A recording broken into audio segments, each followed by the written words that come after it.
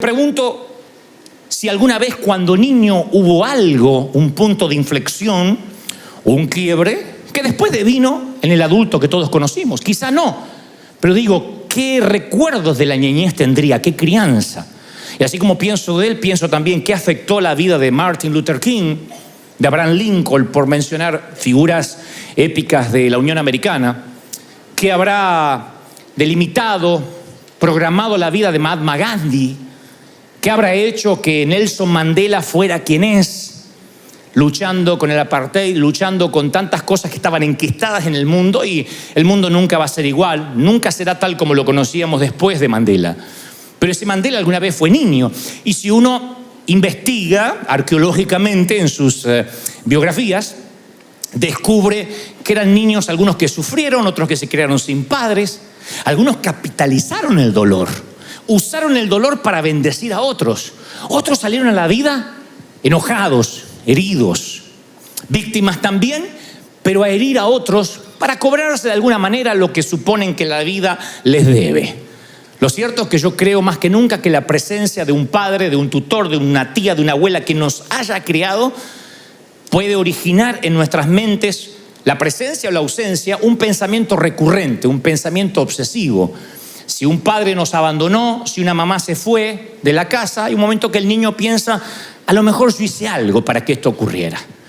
Yo nunca voy a olvidar que estábamos en una consejería y la dama me dice, bueno, mi esposo nos abandonó, resulta que era un mujeriego, borracho, un día lo descubro con otra mujer, etcétera, etcétera. La cosa es que me cuenta que el matrimonio estaba irremediablemente roto y dice, aunque él intentaba ser buen padre, a mí no me sirve eso, si no puede ser un buen esposo, así que decidimos que hemos de vivir separados. Y el niño estaba aparentemente como jugando con un celular y luego el niño me dice, ¿yo podría hablar con usted? Así que le pido a la dama que me deje a solas unos minutos con él y el niño me dice, mire, yo no sé qué contó mi mamá porque no prestaba atención, pero la culpa que papá se fue es mía. Porque siempre me decía que acomode los cajones y él me decía, un día no me vas a encontrar más. Así que un día agarró y se fue, tiene que ver con mi desorden. O sea que el chiquito se había hecho cargo de lo que había ocurrido en el matrimonio de sus padres cuando él era simplemente una víctima pasiva. Y yo digo, suficiente estrés tiene un niño con la vida de infante como para que encima tenga que cargar con la culpa de algo que él no pidió, que él no generó. Ahora ustedes dirán, bueno, ese niño tarde o temprano se va a dar cuenta que su padre no se fue necesariamente porque él no acomodaba los cajones. Sí, algunos sí. Otros crecen, pero se vuelven gente más pequeña. O sea, se vuelven adultos, pero su manera de razonar sigue siendo infantil. Claro, ese niño cuando sea grande lo más probable no es que diga, se fue porque yo no acomodaba los cajones, pero en el subconsciente lo más probable es que quede una mancha de culpa. Sí, yo algo tuve que ver. ¿Por qué lo sé? Porque también alguna vez hablé con una mujer de 40 y tantos que me dijo, ¿sabes? Yo creo que si yo no hubiese nacido, mis papás seguirían juntos. Porque mi mamá me confesó que fue el embarazo el que hizo que ellos se pelearan. Y esta dama cargaba con una culpa de haber nacido, lo cual es una crueldad absoluta. Y esos procesamientos mentales que uno mantiene de adulto, esa manera infantil de pensar, es la que hace que nunca podamos sanar la estima. Entonces un día el apóstol Pablo le escribe a la iglesia de Corinto, le dice en Corintios 13:11, cuando yo era niño, hablaba, pensaba y entendía como niño. Mas cuando fui hombre, dice el apóstol Pablo, dejé lo que era de niño.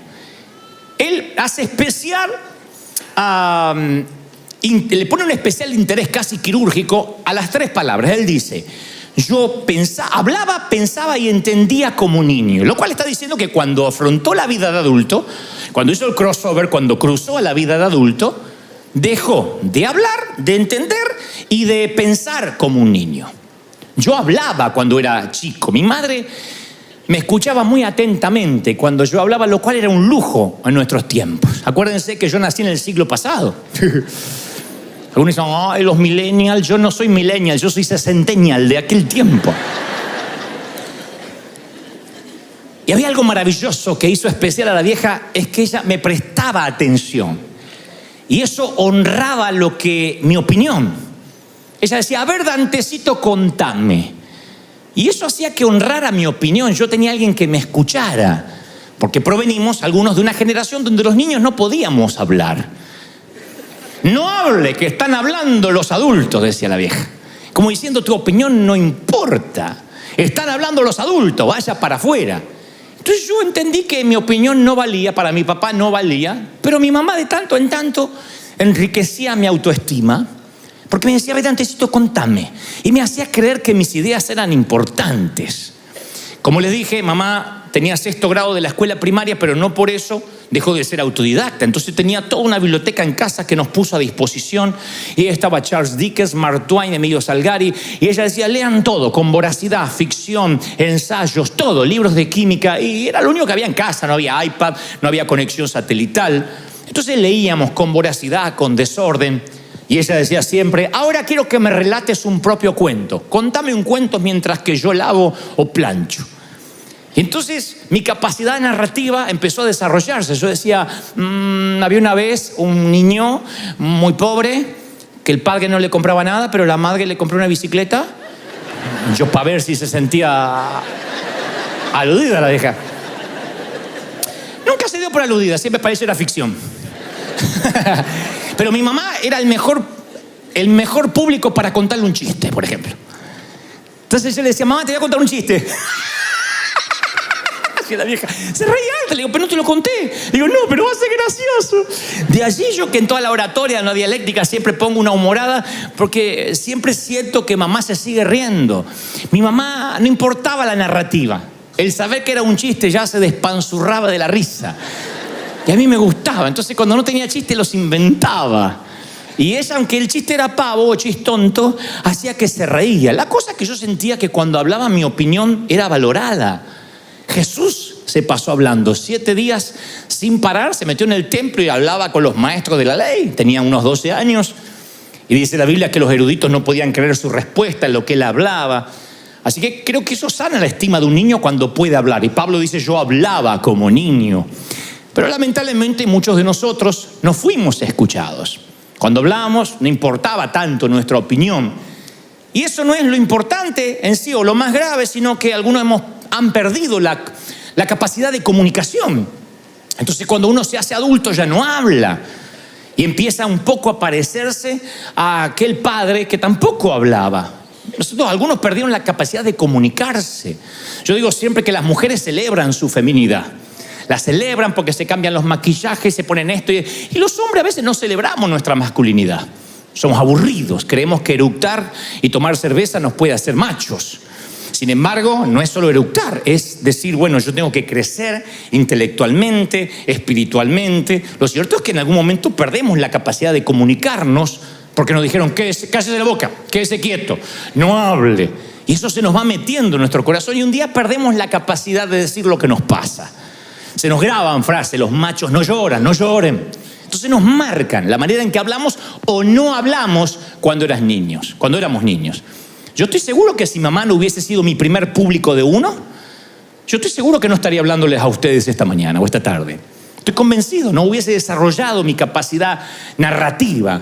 Y aunque no era un orador a los 8 o 9 años, yo sentía que a alguien le interesaba lo que yo podía decir.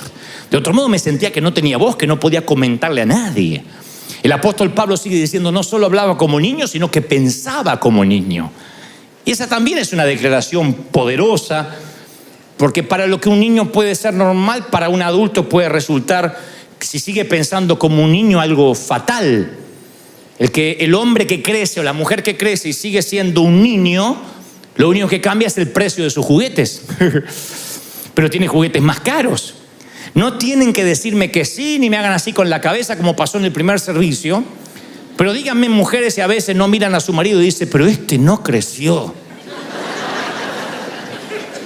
Cuando se pone caprichoso, y no una vez, sino cuando tiene un patrón de capricho. Ay, que yo quería, no voy a comer eso. Decís, señor, te lo llevas o te lo mando, ¿para qué vive este? ¿No? Y también pasa con las mujeres. Tampoco le quedó grande la yegua. Podemos hablar de la yegua también.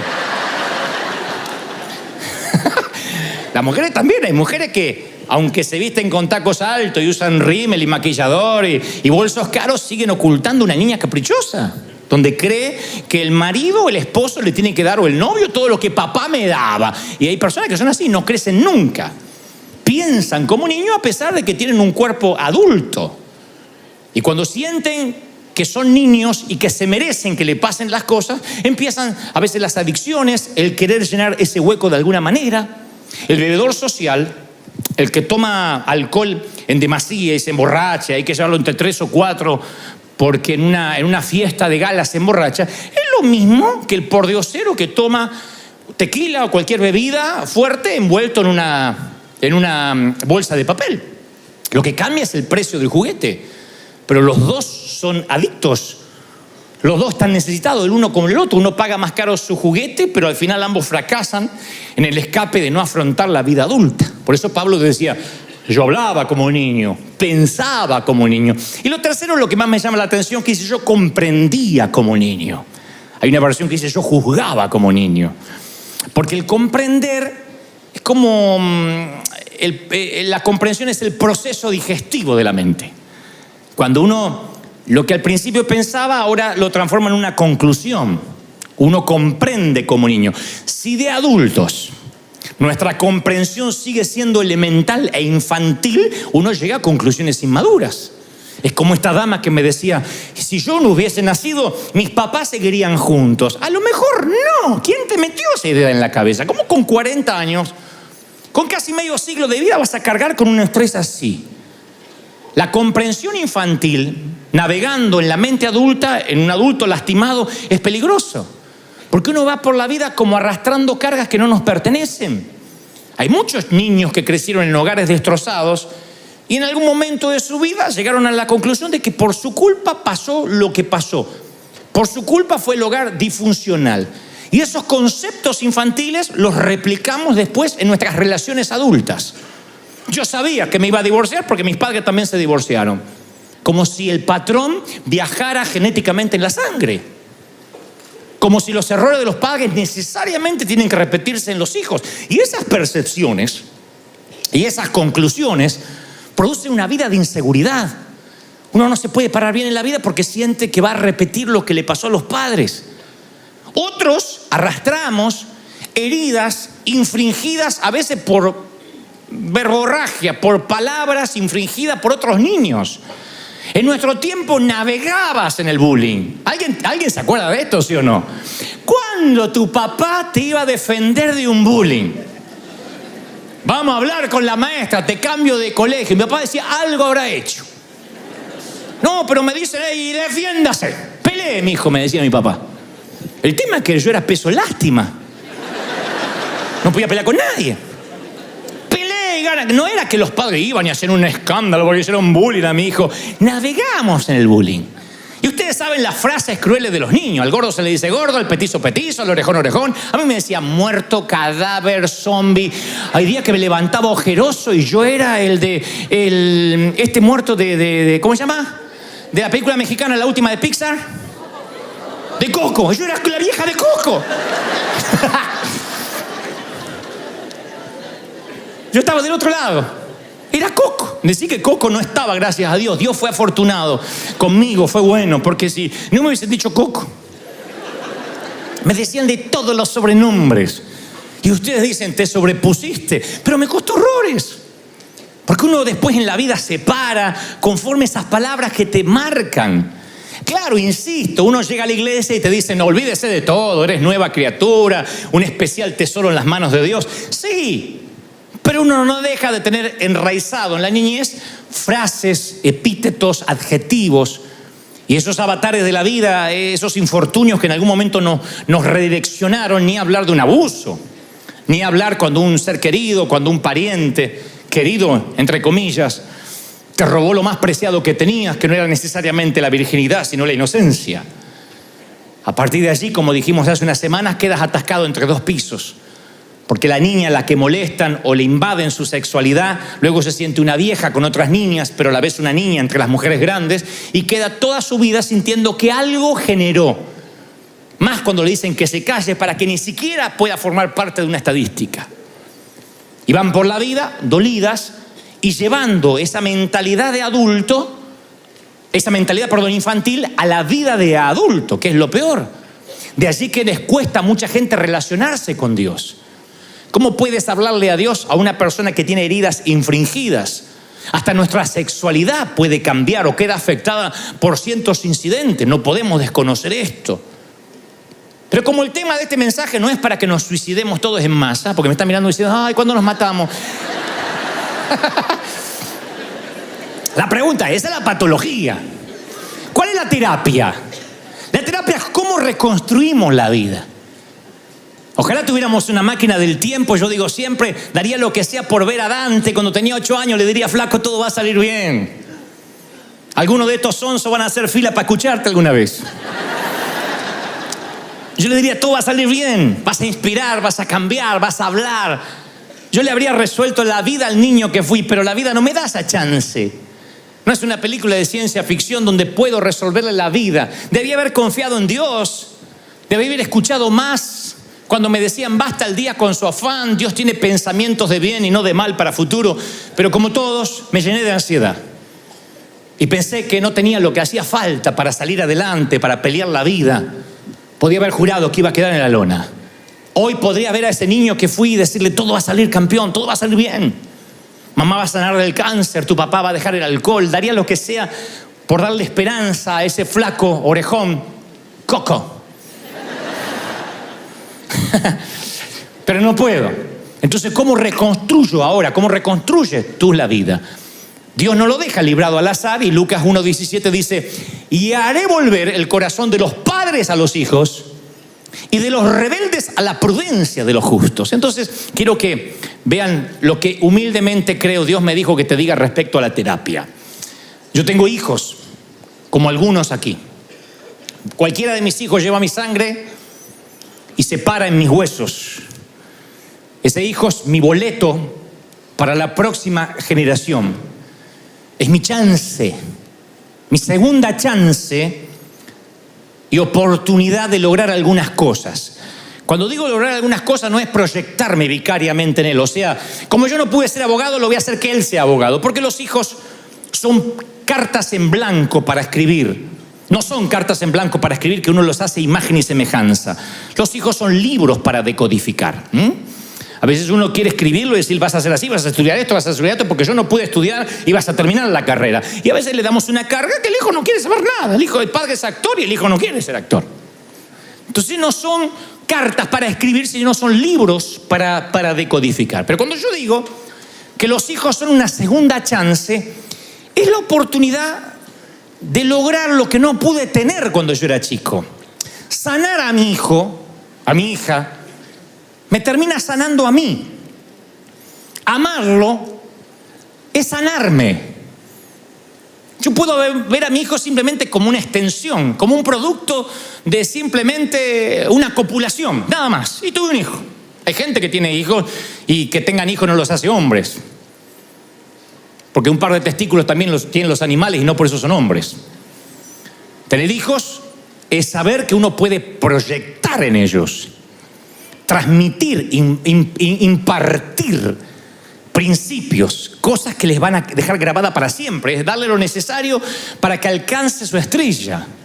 Es pararlo sobre los hombros y decirle, bueno, vas a empezar de acá, no de acá donde empecé yo. No es que vamos a decirle a los hijos, vas a pasar la misma pobreza que yo para que aprenda. En lo posible tratamos de evitarle que pase o que tenga que transitar las millas que nosotros recorrimos. Un buen hijo recorre una milla menos que el padre, una vuelta menos para dar en las olimpiadas de la vida. Eso es lo maravilloso, que cuando yo lo sano a él, me estoy sanando yo. Entonces hago todo lo necesario para que él se sienta bien. Él es arcilla moldeable en las manos de un alfarero, que es su papá o su mamá.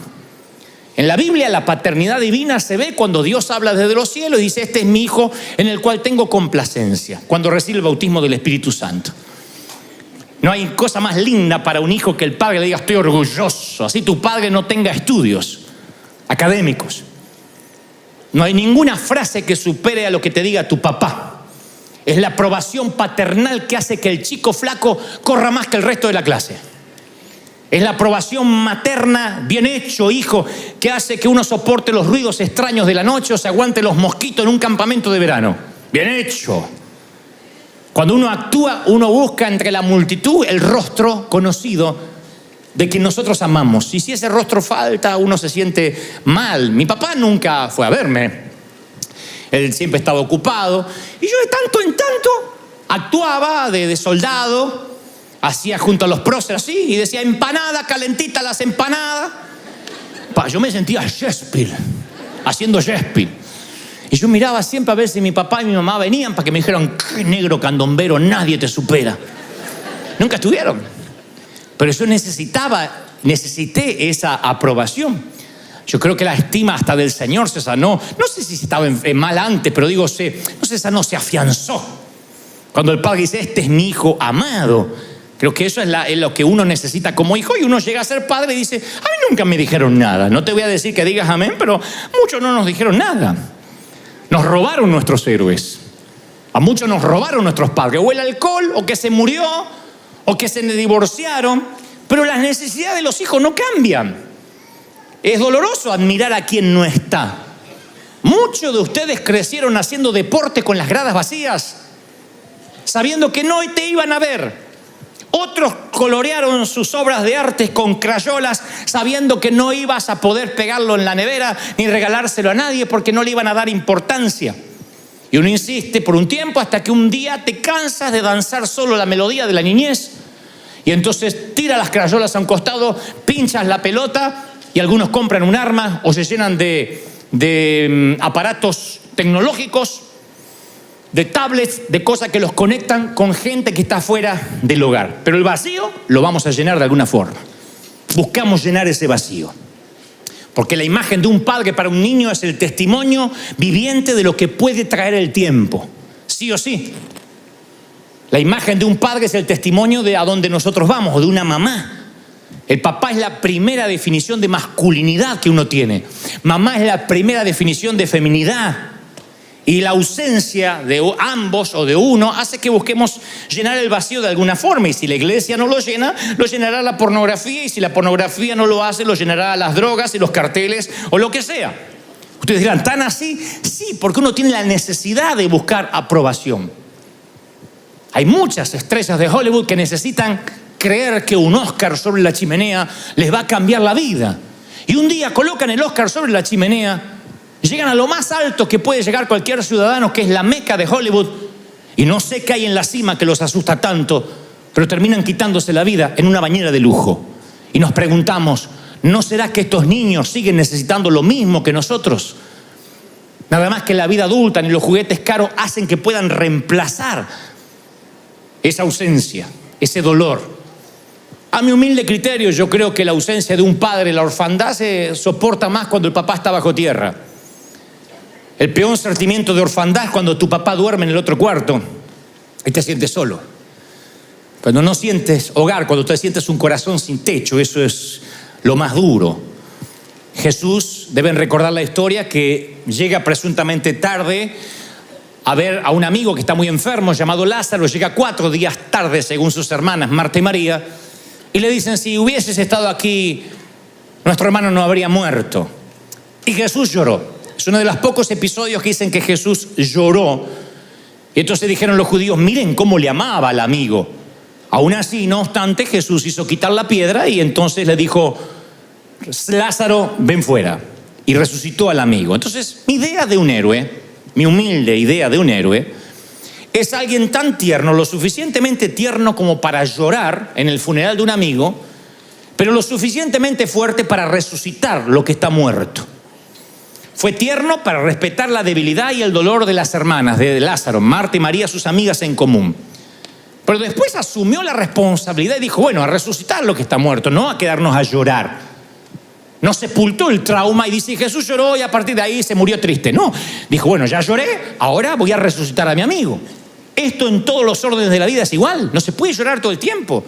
Yo tenía una tía que vivía llorando. Hermosa la tía porque parecía una actriz, pero llegaba y lo único bueno que traía pasteles o tortas para comer. Pero yo siempre pensaba, además de hacer pasteles, que alguien encierra a esta mujer. Porque dejaba una mala onda en la casa. Decía, ay, Nelly, no sabes, me encontraron arenilla en los pulmones y me encontraron tierra en el corazón y tengo también piedras en la vesícula. Te daban ganas de decirle, tía, casate con un albañil y que construya, ¿qué querés que haga?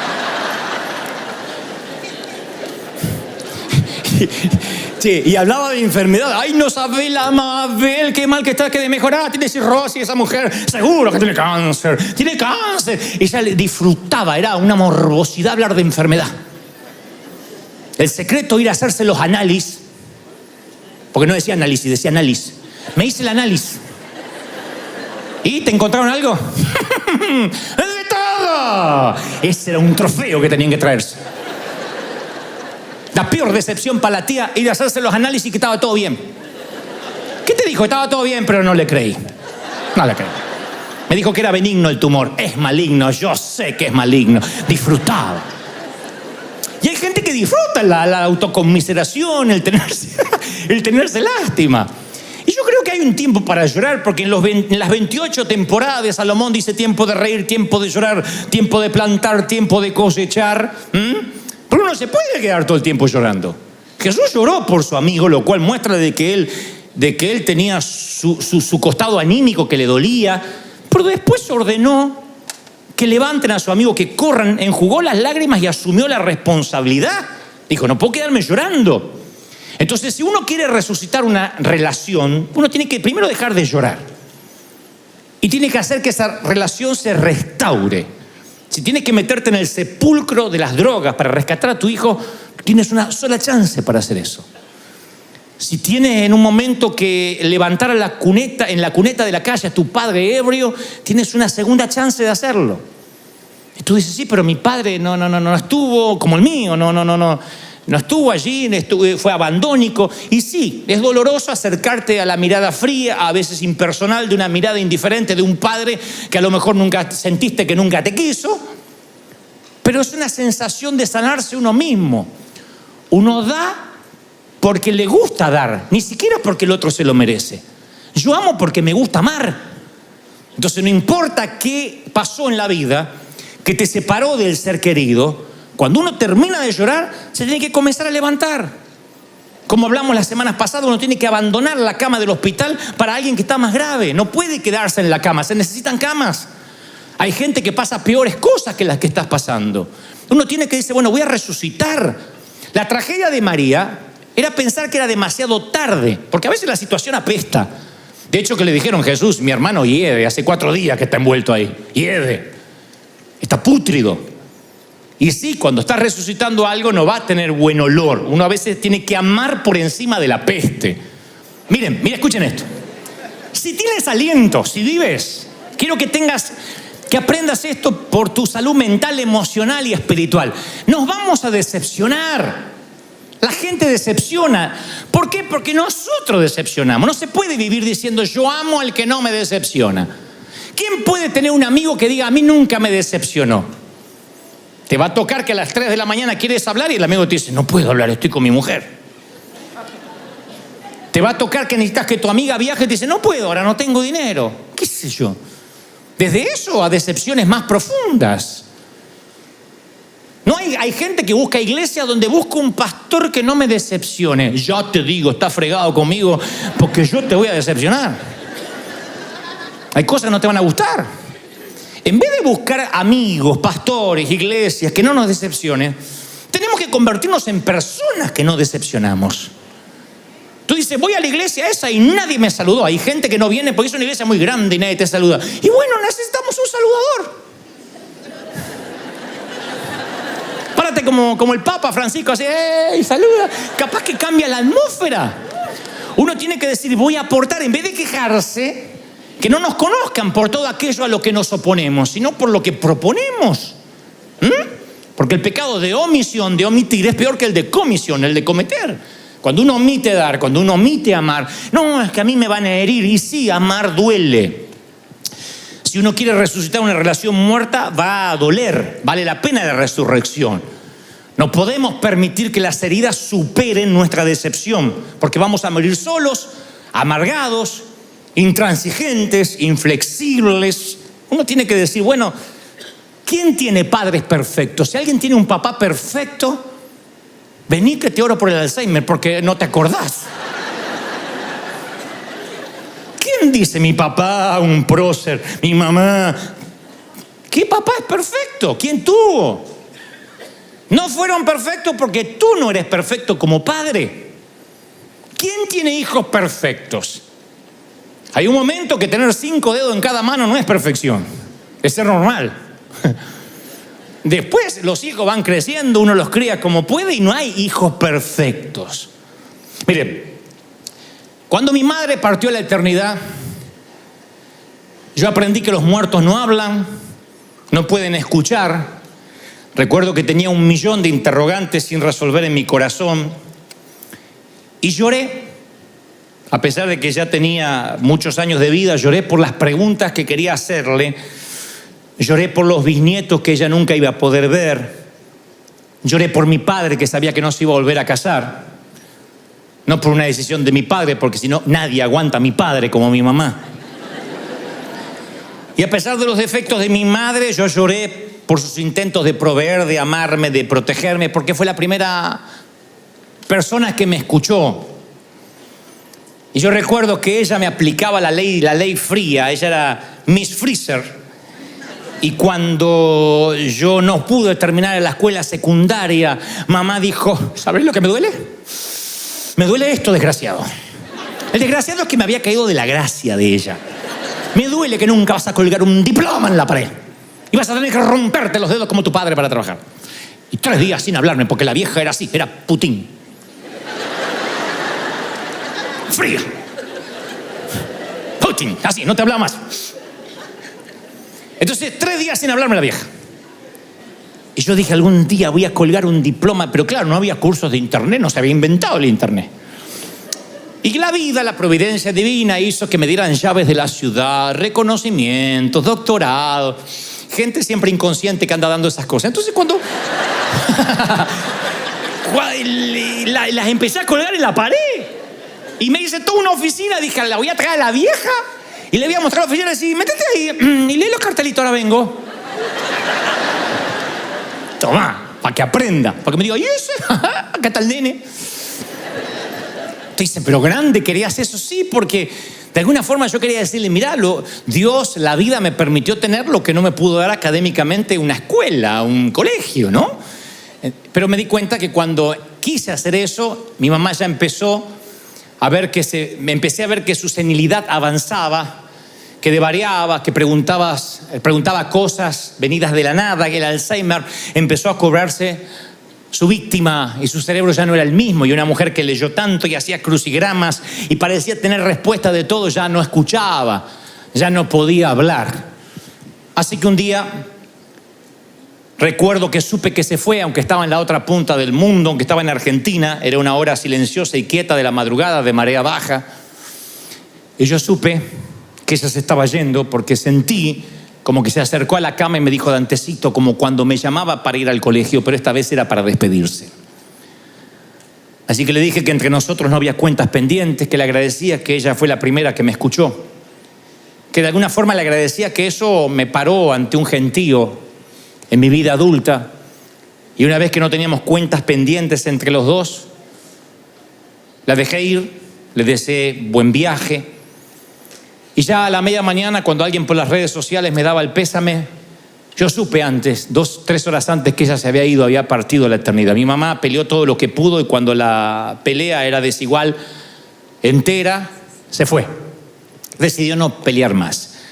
Ahí es cuando entendí que ya no puedo hablar más con mamá hasta que me la encuentre en la eternidad.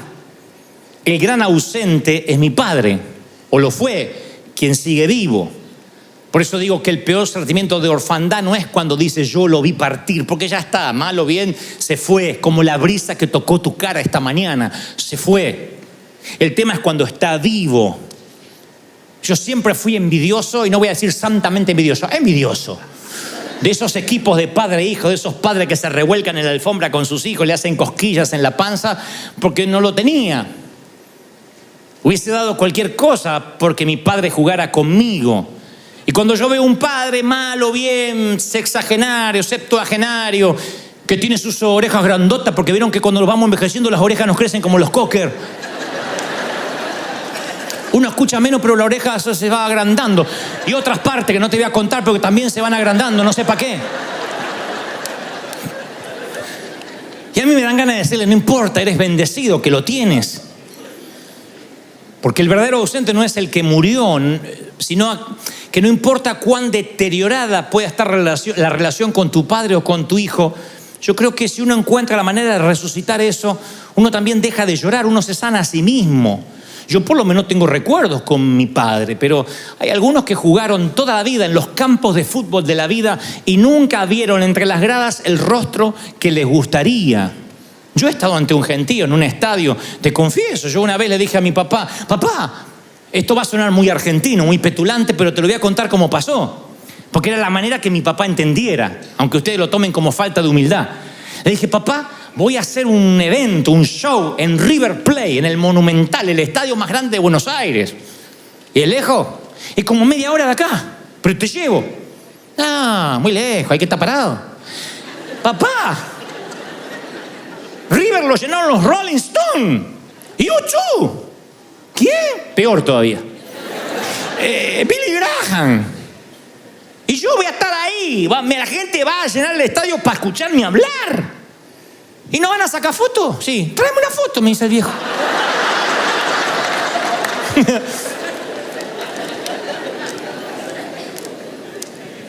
Uno puede escuchar el rugido de la multitud, pero uno extraña un rostro. Ahora usted dice, bueno, yo también, a mí también me pasó.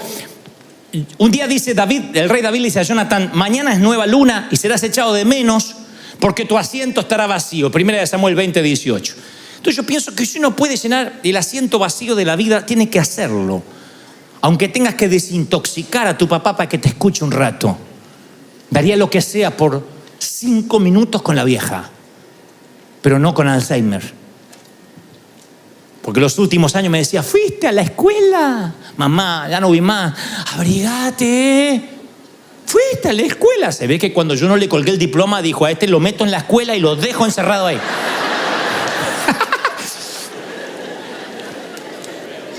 Yo daría 5 minutos para contarles que la vida me trató bien, que Dios fue fiel, que sus libros ayudaron, que tenía razón, que ser autodidacta, que la neurogénesis nunca se detiene, que uno siempre puede aprender, que uno no termina de aprender cuando cuelga un diploma en la pared, si uno va por la vida como un aprendiz.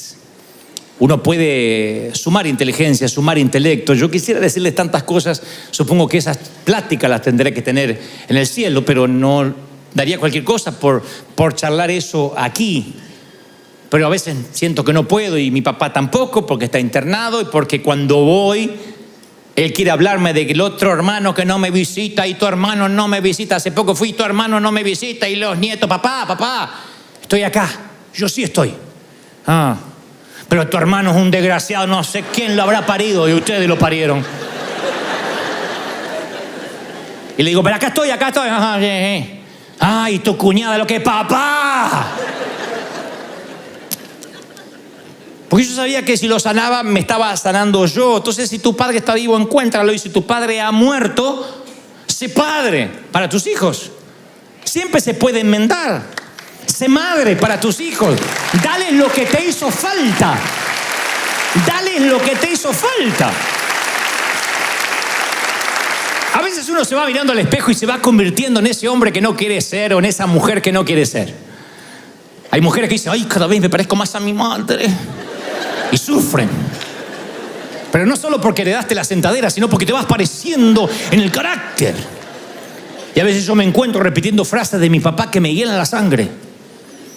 Y entonces en vez de decir, bueno, yo me parezco a mi papá y que... En vez de decir eso, digo, no, yo voy a retener lo bueno, la cultura de trabajo, los valores, pero lo malo lo voy a cambiar. Entonces a lo mejor hay gente que dice, yo ya no tengo mi papá. Bueno, no tengo mi mamá, pero tienes hijo. Si no tienes padre, puedes ser padre. Convertirte en todo lo que deseaste tener. Darle a tus hijos lo que perdiste. Liberarte de llorar por los divorcios, por los abusos y abrir los brazos a tus hijos. Y cuando hablo tu hijo, es tu hijo. Este mensaje yo lo llamé, aún eres mi hijo, porque el hijo puede estar muriéndose de sida, haber cambiado de sexo, ser presidente de la república. Sigue siendo tu hijo. Es tu hijo y lo va a ser siempre. Es tu hijo. Porque a veces está la bobería de pensar, sí, pero ahora que estás, ahora que es homosexual, ahora que cambió de sexo, ahora yo no sé, primero que cambie tu hijo. Si no abraza, no se sana. No cambia el dolor, lo que puede traer, que es mucho más que su elección sexual o lo que ha hecho con la vida o el despadre que ha hecho. Porque puede ser que tu hijo sea despadroso, pero eso no lo heredó de los indígenas, ¿eh? Eso no vino de los mayas. Cuando el hijo pródigo se levantó de comer entre los cerdos y dice, voy a volver a mi papá, a mí me sorprende que en la historia de Jesús su papá nunca le dije, te lo advertí. El viejo estaba allí, artrítico, cerrando los ojos, mirando calle abajo. No había un solo día que el viejo no veía a ver si un día el hijo que dilapidó la fortuna iba a volver. Y la historia dice que cuando el hijo viene maloliente, mugriento, de estar apacentando cerdos, un hato de cerdos, a él no le hizo falta muletas ni andador, saltó la reja y se fue corriendo a abrazar al hijo. Dijo, tonto, eres mi hijo, y lo abrazó. No necesitó nada. Hay tiempo que es momento, temporada de abrir los brazos, hombre. Hay momento que hay que abrir los brazos, mujer. Hay que dar la bienvenida a pesar de la falla, de los errores. Que el amor sea más fuerte que las heridas que te separaron. Eso es lo que ha hecho grande a esta congregación. Que el amor sea más fuerte. ¿Sí? Le digo, cuando yo aconsejo a alguien y me dice, no sabes lo que acabo de hacer, yo le digo, pero sabes que Dios te ama, ¿no? No, pero te voy a contar lo que hice porque... Pero no, ahora me contás. Pero estás comprendiendo lo que te digo, Dios te ama. Y de pronto su mirada cambia. Porque a veces pensamos que estamos más cerca de Dios si vamos más a la iglesia, si vamos a la comunión, si vamos a la misa. Y Dios te sigue amando, eres su hijo, siempre. ¿Por qué lo sé? Porque soy padre. Quiero lo mejor para mis hijos, pero si alguno de ellos fallara en la vida, en su moral, en sus principios, yo sería el primero en estar a su lado. Soy así hasta con mis amigos. A veces me dicen, ¿cómo te sacás foto con ese político corrupto? Porque es mi amigo, que tengo la culpa que se hizo político y corrupto. Es mi amigo. Y los amigos están en las buenas, en las malas, y yo voy. Y aunque me consta que ahorcó a la suegra, con ganas de felicitarlo, yo voy ahí y me quedo con él. Porque es mi amigo. Y puede divorciarse, le puede ir mal. Yo no busco amigos perfectos. ¿Por qué? Porque si yo no soy perfecto, yo no puedo pedir lo que no ofrezco. Quien quiere ser mi amigo me tiene que querer como soy. Con mis argentinismos, con mis errores, con mi intensidad, con mis síndromes. Me tiene que amar como yo soy. Me molesta cuando alguien me dice, cambia para que te acepte. ¿Y por qué tengo que cambiar si no sos la Madre Teresa vos tampoco? Nadie orina agua bendita acá. Entonces, si no orinamos agua bendita, uno no puede pedir perfección al otro. Y el padre, cuando ve al hijo que viene embarrado y lo ve que viene, va volando y lo abraza y le dice, quiero que vuelvas a casa. No le pregunta nada. Y siempre me dije, ¿por qué no le dijo, te lo advertí? ¿Por qué no le dijo, yo te dije? Porque yo te lo dije, se merecía. ¿Qué hubiese dicho una madre? El hijo viene y te dice, mami, dame todo lo que me corresponde y me quiero vivir solo. No quiero que me atiendas más ni me controles, voy a vivir solo. Y dice, anda, lávate los calzones solo, anda, ya vas a volver. No te necesito, ni un huevo sabes hacerte. Y se va. Y la madre lo espera porque lo ama. Sabe que el hijo la va a necesitar. A los 3 meses vuelve, ma, ¿te quedas callada?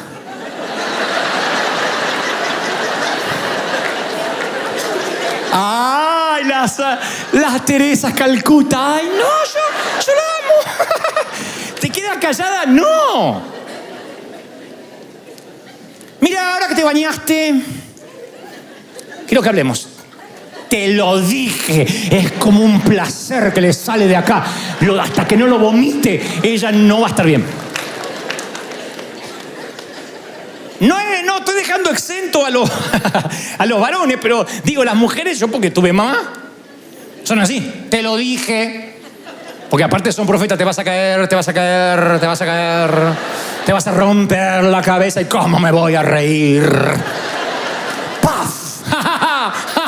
Y claro, Walter Mercado, reencarnado. Y en la parábola de hijo pródigo, el padre no se regala, él te lo advertí. Ni él te lo dije, ni pasa nada. Va y lo abraza. ¿Qué sabía el padre del hijo para decirle te lo dije? ¿Qué sabía? ¿Qué es lo que sabía? Que yo no sé en la historia. Yo no sé. Bueno, me costó dislucidarlo, pero creo saberlo. Creo que,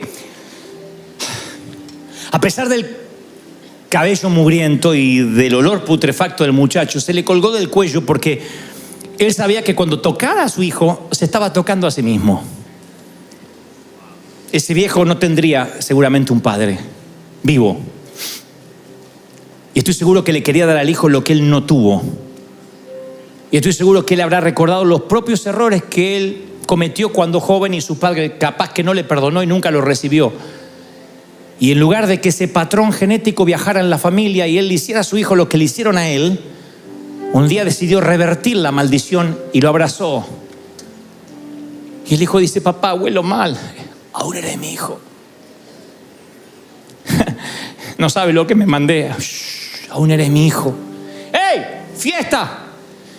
Un cordero, preparen algo, un asado argentino. Y vino de Mendoza, Argentina, porque en la Biblia cada vez que habla de vino argentino. Sépanlo, se los regalo de parte del corazón.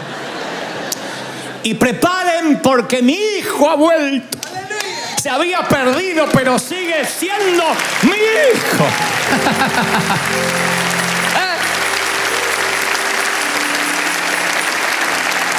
Así que, mi querido, yo quizás no sé si tienes papá vivo o no, o si eres padre, pero de algo estoy seguro, eres hijo. Lo que puedes no tener es un hogar. Puede que seas un corazón sin techo que navega a los 40, a los 50, a los 60 y quiero decirte bienvenido a casa. Aún eres mi hijo, aún eres hijo de Dios, aún puedes sentarte a la mesa. No saben cómo me cambió a mí la vida cuando empecé a ver a Dios así. Porque la religión me ponía un montón de condiciones. Bueno, si vas a hacerte cristiano tienes que dejar esto, adoptar esto, cambiar lo otro. Y un día alguien me dijo, no, a ver si nos entendemos. Dios te ama porque eres hijo. Dios te ama lo que sea. Después por amor vas a cambiar. Por amor vas a enmendar. Por amor vas a querer honrar el amor que te dan. Pero la fidelidad no surge como resultado de una condición eclesiástica o de una denominación. El amor y la fidelidad surge a partir del amor, cuando uno se siente amado. Y a lo mejor hace tiempo que extrañas el abrazo del padre, del viejo. El abrazo del que te dice, bien, campeón, bien.